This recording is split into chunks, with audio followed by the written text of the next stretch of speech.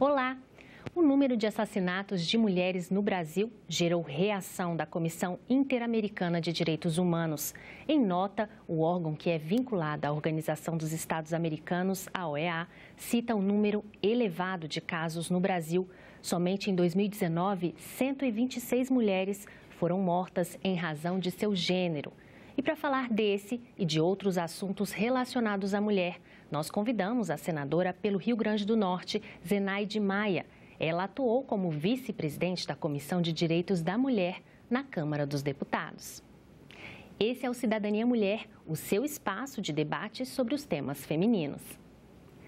Senadora Zenaide, muito obrigada pela entrevista. Seja bem-vinda aqui ao Cidadania Mulher. Muito obrigada, Paula, e a vocês que vão nos assistir. É um tema bem real e a gente tem que dar visibilidade a esse problema, porque atinge mais de 50% da população mundial e aqui no Brasil, do Brasil.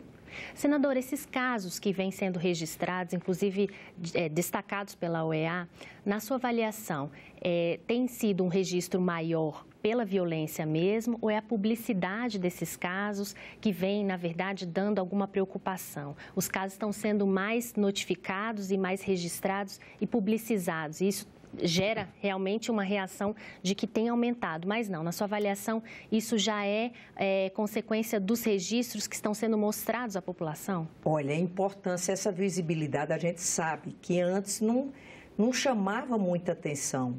O que a gente chama atenção para a mulher, para a violência contra a mulher, é o respeito, que a gente sabe que começa em casa. Isso é uma luta que nós mulheres temos para já exigir respeito em casa. É tanto que a grande maioria dos assassinatos de mulheres é feito por alguém do seu ambiente familiar, que é o feminicídio. Claro que a gente, dando visibilidade, chama mais atenção, porque de repente isso era uma estatística, mas que a grande mídia não mostrava. A gente sabe que eu acho que tem, não é o subregistro, porque é aquilo que deixou de ser registrado. A violência em si, sem o assassinato de mulher, o subregistro ainda existe. Eu, como médica, que trabalhei em pronto-socorro, eu vi muito isso. Mulher, quase não existia nenhum plantão que não chegasse alguma mulher agredida. E geralmente uma agressão mais grave, porque quando não é grave não vem nem ao serviço médico. E ela não registrava com medo, que aí é onde a gente entra no empoderamento. E eu costumo dizer, o empoderamento não é só o empoderamento do poder aquisitivo de dinheiro. A gente precisa se empoderar com conhecimento.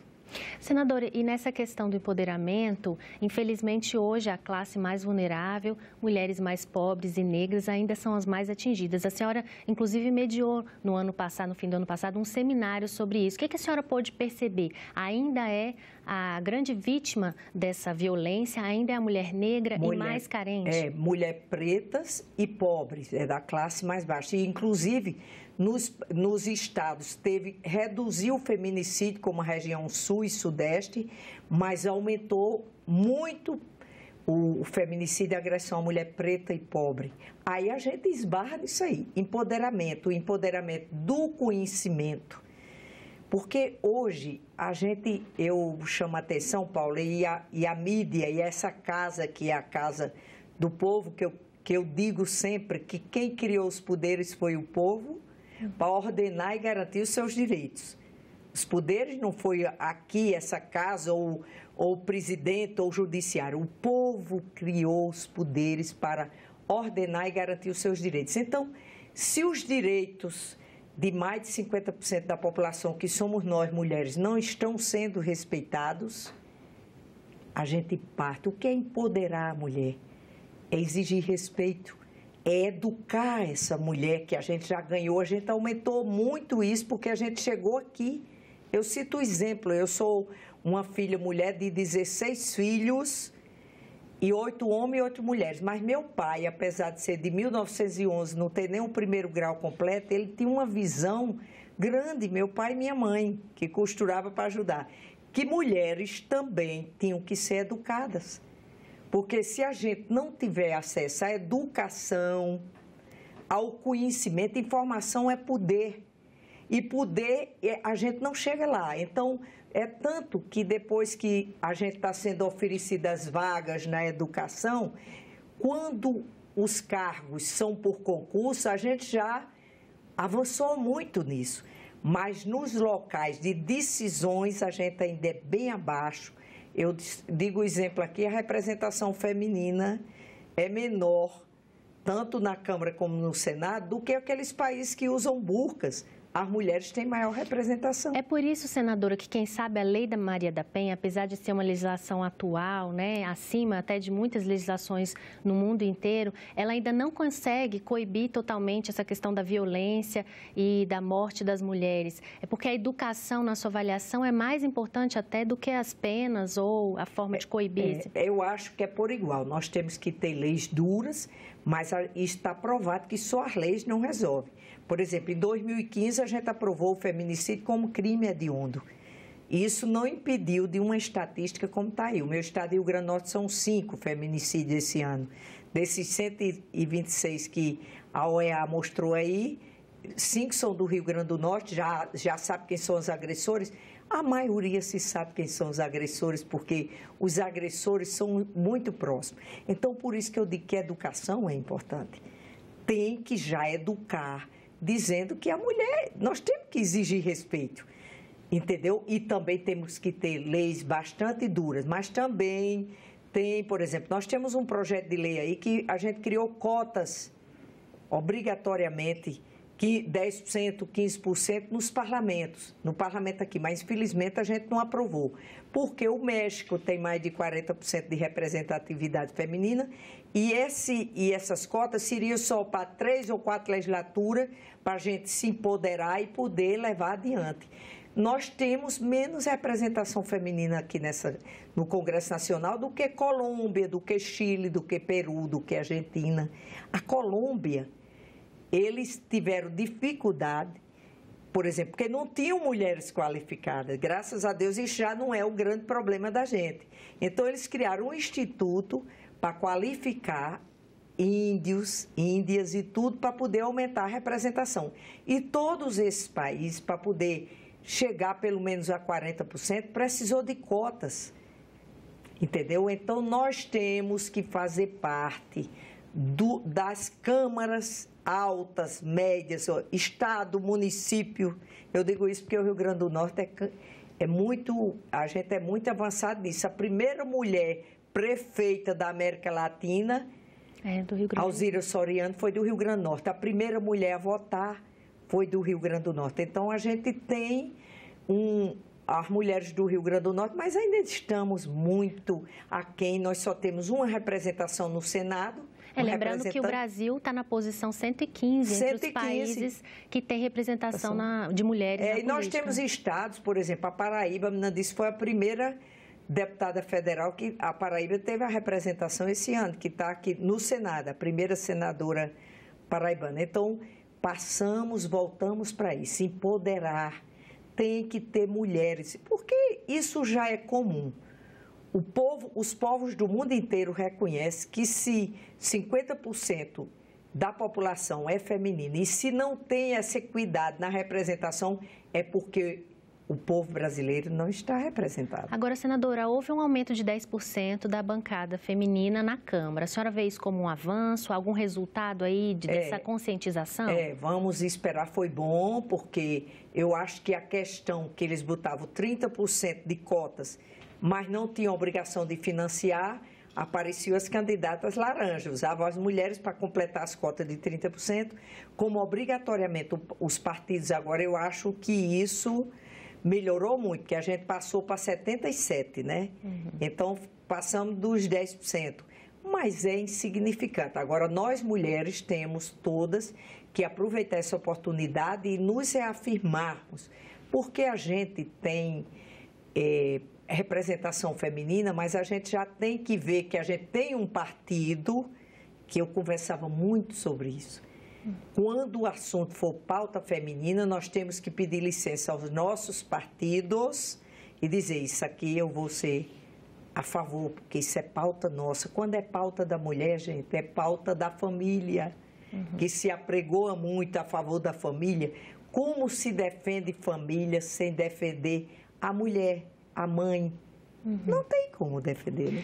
Senadora, a senhora como médica falou, durante 20 anos, falou dos casos aí nos hospitais, né?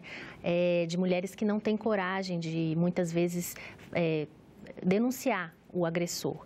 Na Câmara, houve uma aprovação de um projeto, a senhora até participou do debate, de que possibilita que não só juízes tirem esse agressor do ambiente onde essa mulher está, né? No caso, muitas vezes, o marido, o companheiro.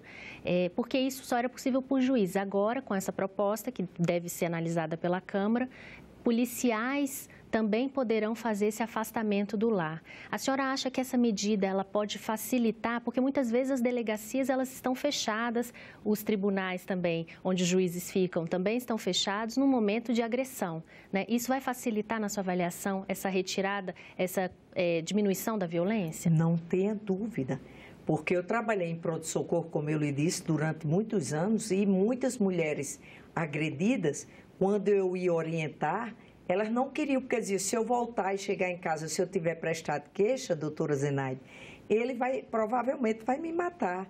Então, como essa mulher vai prestar queixa se ela vai voltar onde está o agressor? E como muitos municípios brasileiros não têm delegacia de mulher, que é uma minoria, não tem juiz de plantão na comarca e muitas vezes não tem nem delegacia aberta, a delegacia geral. É claro que ela não vai. Vai. Muitas vezes eu queria orientar e dizer, mas como eu vou voltar para casa? Além disso, tem a questão da dependência financeira.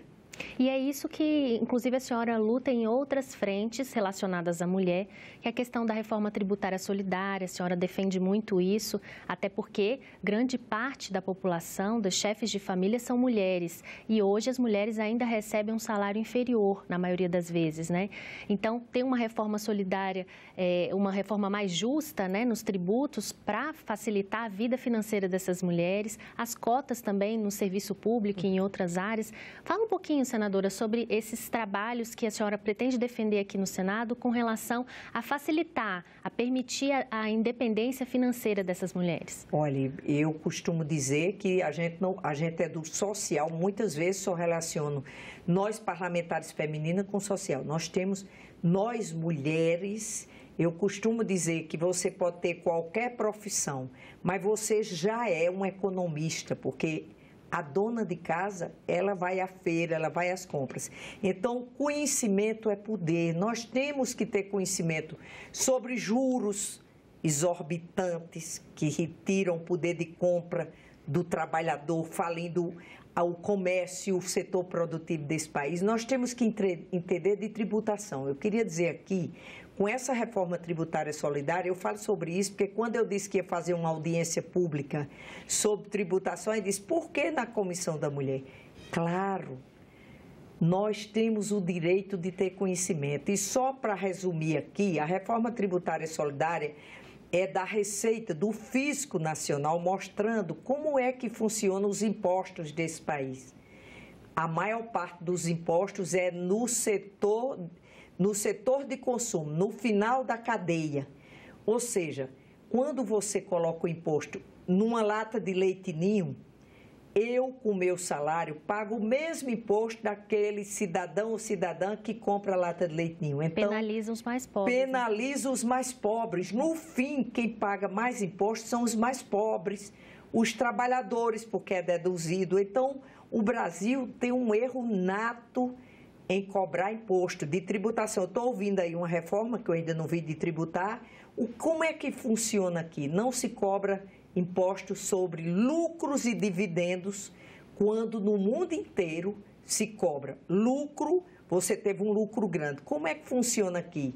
Em 1995, além disso, o que é que eles fizeram? Se eu for sua sócia, Paula, em uma grande empresa, se você pode fazer uma retirada anual, pode ser o valor que quiser, R$200 mil, você retira a retirada da empresa, dos acionistas, e você não paga nada, ao passo que um trabalhador, um servidor público, a partir de 1900, menos de 2000, ele já paga imposto de renda.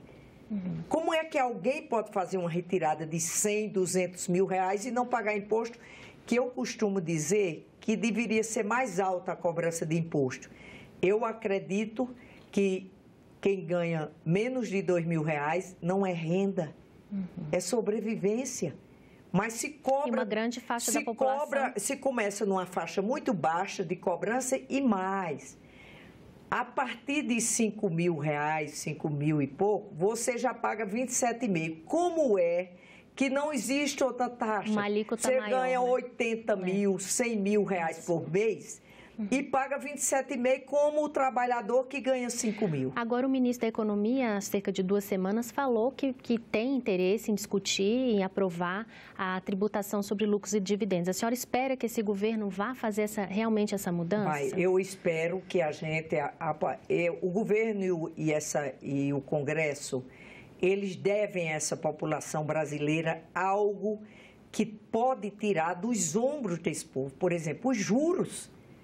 As taxas de juros cobradas nesse país, isso é um absurdo. Eu citarei um exemplo. Se eu comprar uma geladeira pelo cartão de crédito e eu só conseguir pagar o mínimo, eu vou pagar 4 geladeiras. Se o ladrão entrar na minha casa, rouba uma, mas o banco já levou 3. Então, eu tenho uma PEC lá, a 160, que limitava os juros dos cartões de crédito, cheques especiais, é no máximo 3 vezes a taxa Selic. A gente não interferia na política monetária do Banco Central, mas foi retirado de pauta da Comissão de Constituição e Justiça 2 vezes a pedido do então ministro Meirelles. A senhora espera que dessa vez essa proposta vá à frente? Porque é o seguinte, eu pedi muito o apoio do comércio, da indústria, gente, ninguém sai de crise financeira sem investir em quem gera emprego e renda. Não é tirando R$6, R$8 do salário do trabalhador, de quem ganha mínimo.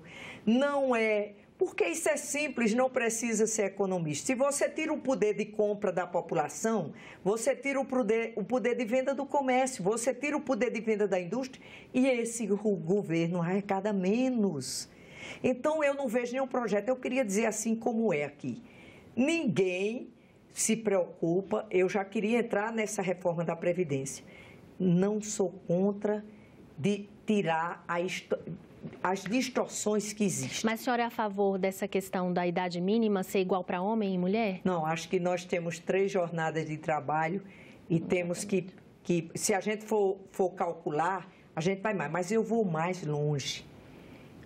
Uma Previdência que se fala que está falida, em dezembro de 2017, foram 3 medidas provisórias para grandes empresários que só em 2018 deixou de arrecadar o governo federal 13 bilhões.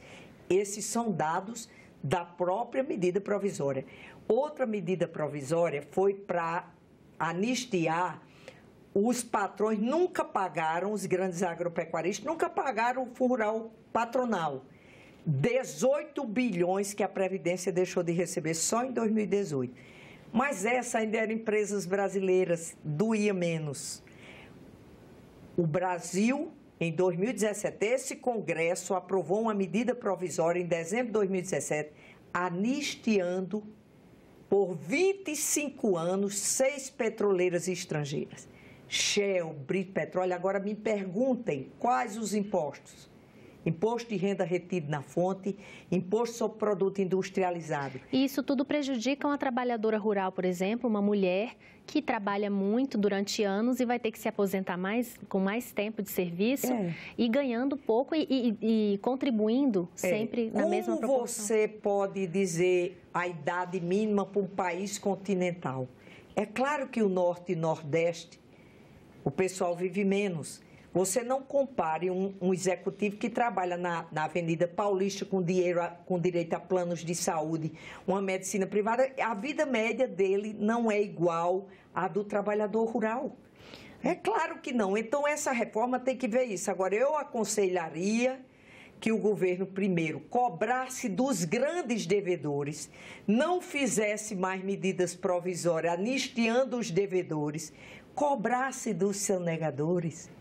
Porque assim, não passe a ver só o trabalhador e o servidor público como se ele fosse o vilão. Dessa forma, a gente consegue atingir menos principalmente as mulheres que hoje são chefes de família e compram aí uma geladeira, às vezes, no cartão de crédito, pagando 4. 4, o banco leva 3 e se o ladrão for na casa dela, leva 1.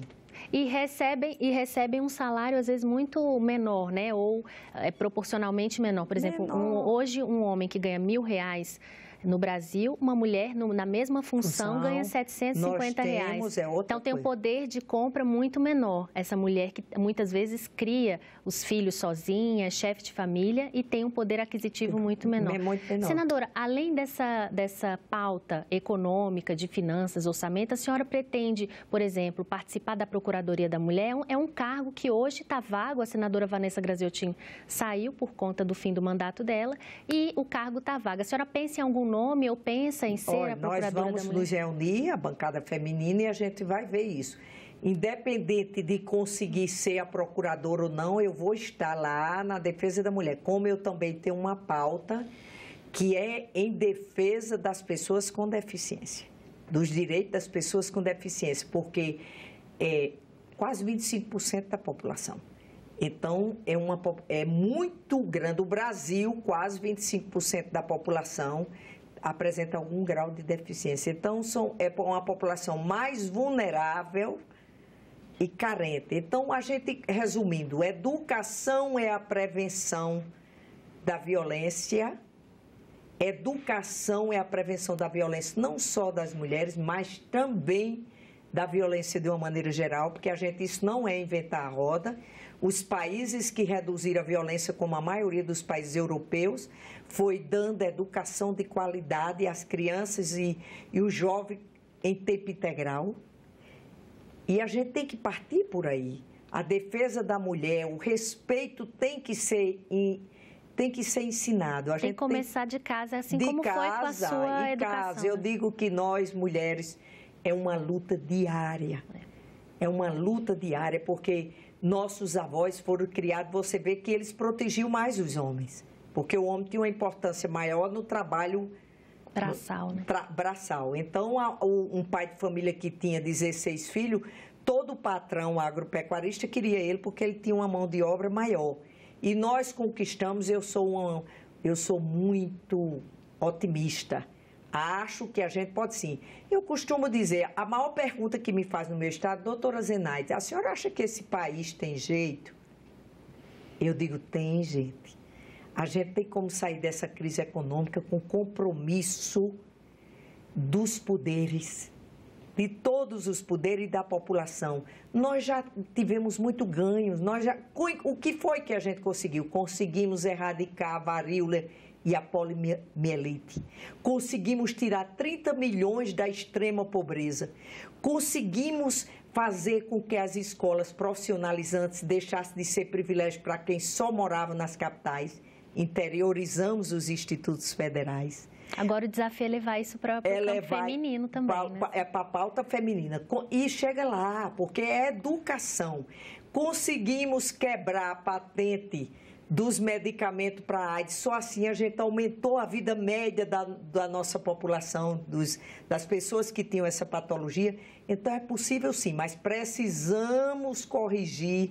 Nós não podemos ter uma 8ª economia do mundo, onde 50,06% do orçamento é para dívida e serviço, para pagar dívida e serviço de bancos.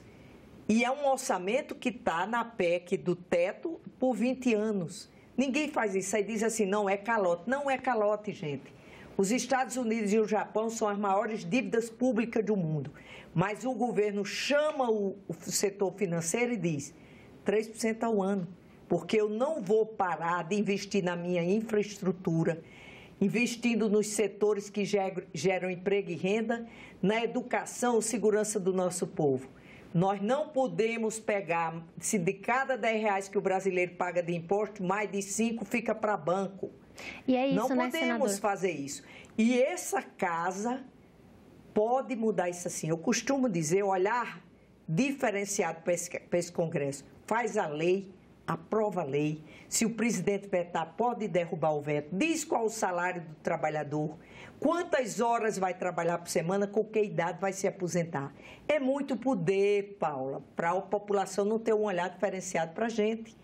E outra coisa que é mais importante, cuidado quando a grande mídia chama atenção para algo que não tem importância e, ao mesmo tempo, está se aprovando coisa que só tira direito do trabalhador. Trabalhador não é problema, nem nunca foi, nem nunca será. Ninguém enrica sem ter gente trabalhando para ele, a não ser que acerta a Mega Sena da virada, entendeu? Mas eu costumo muito dialogar com o setor produtivo e digo, olha, parem de olhar para aquele homem do campo, aquela mulher no sol quente colhendo frutas para lhe dar uma vida nababesca, muitas vezes, e criar um patrimônio até sua 10ª geração. Não é ele que é seu inimigo. O inimigo se chama juros. O setor, os bancos faturando bilhões, mesmo os bancos estatais. Senadora, é importante essa informação sobre economia. A mulher tem que estar inserida nessa questão, até para ter sua independência financeira. E vamos torcer para que o governo e o Congresso aprovem medidas que facilitem esse poder aquisitivo também, né, da população feminina. Muito obrigada pela entrevista. Obrigada a você. Eu vou estar aqui sempre. Tenho minhas opiniões e aquilo que eu sempre digo. Informação é poder. Bom, se você quiser rever, baixar ou repassar o link desse programa, é só visitar nossa página na internet no endereço senado.leg.br/TV ou então o canal da TV Senado no YouTube. E se você quiser fazer algum comentário, crítica ou sugestão, você pode telefonar para o 0800 61 22 11. Obrigada pela atenção e até o próximo Cidadania Mulher.